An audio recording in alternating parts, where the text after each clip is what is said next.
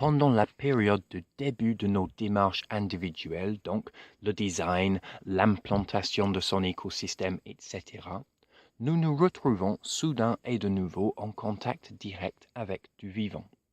Alors, si nous voulons des résultats, nous devons réapprendre un peu d'empathie envers ce vivant, et cette empathie, au bout de quelques années, va finir par nous ouvrir à tout un tas de subtilités qui nous sont proposées en permanence par notre existence merveilleuse. Alors malheureusement, la majorité de nous passons à côté de tout ça au quotidien, car notre focus d'attention est trop absorbé par les smartphones, l'Internet, le travail, le politique de distraction, etc., etc. Parce que la philosophie permacole est aussi holistique que la nature elle-même, chaque personne qui décide de prendre en main ses actes, mots et pensées de façon consciente et à sa juste hauteur aide de façon micro à contribuer à l'amélioration du macro. Alors ceci est très bien illustré dans l'histoire du colibri qui est véhiculée par Pierre Rabhi. Ici, dans les patterns fractales, la permaculture va croiser ses chemins avec celle de la pointe de recherche dans la physique quantique, mais aussi avec des expériences des personnes que nous appelons en anglais des psychonautes. Alors, les psychonautes sont des gens qui explorent l'espace intérieur de façon très scientifique en utilisant et étudiant les produits psychédéliques naturels tels les psilocybines, le DMT et l'ayahuasca. Et curieusement, leur message venu de leur travail, c'est exactement la même. Ils disent que nous avons un problème de conscience grave, que nous sommes complètement découpés et surtout culturellement de la nature et nous avons perdu notre sens d'empathie collective. Ils disent que si nous retrouvons notre empathie et qu'on pourrait ressentir juste un petit peu la chaîne de destruction immense mondiale à laquelle nous contribuons tous au quotidien, qu'avec ce ressenti, nous arrêterons ensemble de faire le mal le lendemain, que ce soit directement à travers nos actes ou indirectement à travers nos achats inconscients. La permaculture est décrite comme étant l'art de comment travailler avec la nature au lieu de payer des autres pour le détruire à notre place. À l'autre bout de l'histoire, dans le passé lointain, nous croisons aussi des chemins avec toutes les cultures et les traditions les plus anciennes qui existent encore, telles les cultures des Amérindiens, les tribus africaines, le chamanisme d'Amérique du Sud et les textes védiques venus d'Inde. Nous finissons avec une autre pattern de la réalité et même de l'existence que cette version linéaire et matérialiste que nous avons appris à l'école. La réalité proposée selon l'éducation nationale est, à mon avis, une propagande limitant écrite par et pour les hommes puissants occidentaux. Et les paramètres de ce dogme sont conçus pour nous indoctriner tout jeunes à croire plein de choses d'une certaine façon. Et c'est cette forme linéaire de nos croyances qui aide à assurer la continuité de leur système d'extraction linéaire. Alors, un de ces concepts faussés, c'est que notre culture à nous, ici, là, en Occident, nous, là, devant le bout de nos nez, que nous sommes le sommet d'une longue évolution pseudo-darwiniste, mais aussi que nous avons évolué dans un monde constitué uniquement de choses matérielles, chimiques et biologiques. Notre culture nous apprend que toutes ces merveilles interconnectées qui nous entourent sont qu'un accident. Un accident dans l'espace et dans le temps. Mais surtout à partir de cet accident, à partir de cet accident, tout est linéaire. Ainsi, nous, ici, là, oui, toi au bout de ton nez et moi au bout de mon nez, nous sommes le sommet. Nous sommes les meilleurs. Il n'y a pas ou peu de mise en question à faire. Ne regardez pas ailleurs, s'il vous plaît. Regardons droit devant vers les prochaines ressources consommables. Vive la France et toutes les pays accidentels. Vive la France et toutes les pays accidentels. Merci. C'est cet ancrage dans notre supériorité présumée qui facilite la fabrication de notre consensus collectif, surtout la consensus passive pour aller commencer des guerres un peu partout en équipe avec tous les autres pays qui ont curieusement les mêmes symptômes que les nôtres. Et pour convaincre les adultes que la guerre sera juste et honorable, les médias jouent le jeu de nous raconter des bêtises sur les gens lointaines, barbus, voilés et surtout à la peau marron. Alors, très vite après, la possibilité d'un énième conflit est mise sur la table publique, juste pour voir si ça nous intéresse pas plus qu'encore un épisode d'Inspecteur Derrick ou encore un tour de la roue de la fortune. Si nous réagissons pas tout de suite, ils y vont à fond la conquête comme d'habitude. En fait, il manque que Dark Vador en tête de cortège pour l'Empire accidentel.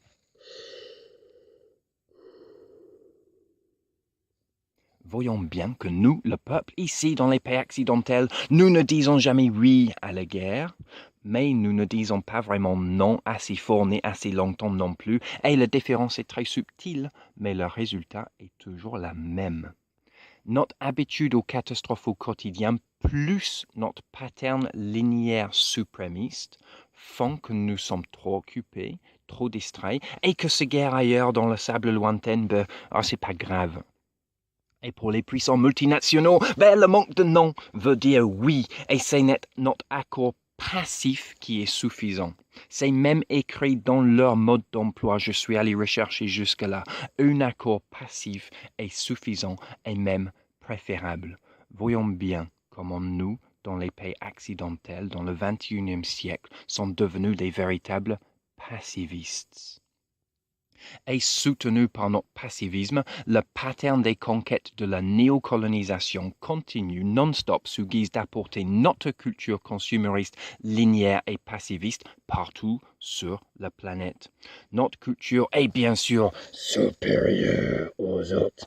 Donc pourquoi il nous faut des armes hyper puissantes pour convaincre les autres de sa supériorité et de l'accepter et de le vivre? Et derrière les rideaux de la guerre, nous nous permettons de piquer le pétrole, le lithium, les diamants, de l'or, du bois, de la terre, du café, du sucre, du chocolat, des bananes et tous les autres friandises nécessaires pour remplir les rayons de super trucs et nos besoins de consommation de plus en plus extrêmes. Et récemment, je suis désolé de vous le dire, mais ça va jusqu'à le trafic des organes humains pour leur revente dans les pays occidentaux, sans parler de ce que deviennent les enfants et les femmes dans les zones de guerre. Voilà les résultats de la trop de gestion macrocosmique avec une culture linéaire. Alors, nous avons remarqué que toutes les cultures dites par nous d'être des primitifs sont des gens qui adorent la permaculture dans toutes ses dimensions sociales, car leur culture d'origine est déjà basée sur l'idée que nous sommes tous et chacun un microcosme, contenu dans un macrocosme. Le toile d'Indra, par exemple, est une description très précise d'un univers fractal, tout comme les psychonautes qui nous disent que l'espace intérieur et l'espace extérieur ont la même forme. Nous trouvons énormément de similitudes dans la nature de la réalité racontée dans toutes ces traditions anciennes, alors qu'à l'époque, il n'y avait pas Internet, seulement l'Indranet. Alors, cette capacité de penser en pattern se trouve être non seulement plus sympa pour une société, mais aussi plus efficace sur le terrain que cette pensée linéaire accidentelle que nous subissons aujourd'hui. La pensée linéaire matérialiste et réducteur cherche toujours à quantifier des choses, le plus souvent en plus afin de tout convertir en euros, livres et dollars. Nos prêtres en blouse blanche cherchent toujours à isoler des choses pour les étudier de plus près, dans un laboratoire tout propre, loin de sa contexte d'origine. Puis, s'ils arrivent à réunir les conditions pour reproduire l'expérience avec exactitude et surtout mettre une quantité dessus, ça y est, ça existe, c'est du vrai. Nous avons l'honneur de vous annoncer que nous avons prouvé notre hypothèse aujourd'hui, car l'événement prévu pour être répétable, il était répétable. Donc, on peut maintenant passer à l'acte de le produire en masse. Merci. Mais si ton hypothèse prend en compte la science holistique derrière un événement singulier ou un phénomène difficilement explicable, c'est plus difficile à faire une démonstration devant tout le monde pour prouver son existence. Et dans ce cas, les prêtres en blouse blanche, pour eux, c'est évidemment plus facile de nous ignorer, voire même nous ridiculiser en public, au lieu de mettre en péril leur propre dogme de la quantification et de la répétition. N'oublions pas que Grosse produit brut. est une des valeurs quantitatives avec lesquelles vous êtes mesuré par vos maîtres. Et l'autre grande valeur de mesure de notre civilisation de la linéarisme quantitatif s'appelle bien sûr, Espérance de vie. qui est en fait la traduction en politiquement correct pour dire Durée de vie. alors la durée de vie idéale actuelle pour les citoyens d'une dictature extractive est juste après l'âge de retraite, bien entendu. Ça fait pas mal d'économies, évidemment, et pourquoi l'âge de retraite est toujours à la hausse. Paradoxalement, par contre, une fois que nous avons des maladies graves, ils essayent de nous prolonger notre misère car nous sommes aussi équipés de plein de traitements chers et peu efficaces qui sont l'outil idéal pour creuser un trou dans le sécu et se remplir les poches en cours sur notre dos. On devrait appeler la sécurité sociale d'aujourd'hui le ministère pour l'industrie de la maladie. Le ministère pour l'industrie de la maladie. Merci. Avec la permaculture, nous visons à créer une humanosphère où c'est la qualité de vie de chacun de nous qui devient non seulement notre objectif, mais aussi notre responsabilité. Et pour l'atteindre, les patterns vont être un vecteur incontournable à la fois philosophiquement et aussi sur le terrain. N'oublions pas que le pattern branchant est la forme la plus efficace, favorisée par la nature, pour distribuer homogènement les ressources dans un tissu vivant. Et si jamais vous l'oubliez, C'est écrit sur toutes les feuilles de tous les arbres tout le temps. C'est écrit sur toutes les feuilles de tous les arbres tout le temps. Merci. il y a de plus en plus d'évidences venues des scientifiques aux mains sales pour soutenir l'idée que la nature est aussi remplie de systèmes de partage autant que de systèmes de prédation. Le darwinisme nous a proposé que la moitié capitaliste de l'affaire, c'était le service des plus forts. Mais quand même, au début, c'est l'union entre les organismes unicellulaires dans le passé lointain pour se réunir et produire les organismes multicellulaires qui était le plus grand changement de la vie sur Terre. Voilà un peu de biomimétisme à faire.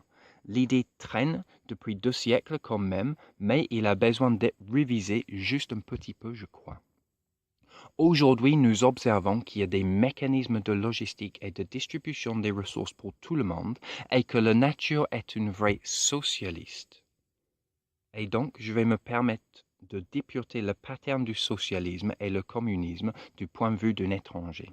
Alors, si vous croyez être de gauche, tienez bon, s'il vous plaît. Dans le fond, je suis avec vous, mais les prochaines lignes que je vais lire risquent de vous faire mal. Alors, une des plus grandes déceptions pour moi en France est que le socialisme et le communisme sont devenus majoritairement aujourd'hui un des éléments qui constituent une religion dogmatique et stérile, et que les prêtres de cette religion portent aussi des blouses blanches. Comme à l'origine, ce mouvement de partage social était une rébellion contre les seigneurs, et qu'à l'époque les seigneurs régnaient par droit divin, pour faciliter la révolution, la gauche s'est couplée avec tout logique, avec le même darwinisme capitaliste évoqué tout à l'heure, mais aussi avec ce science de l'époque basée sur la technologie, le matérialisme et la réduction.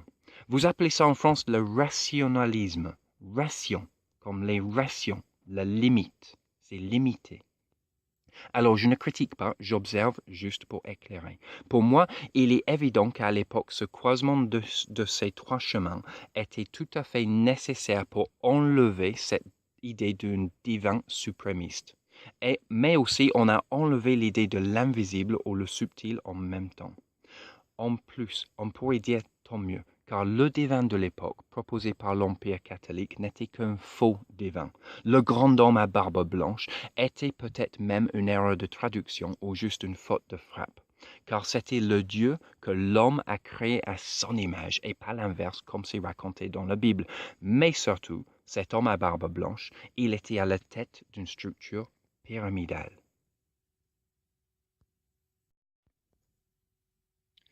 Pendant la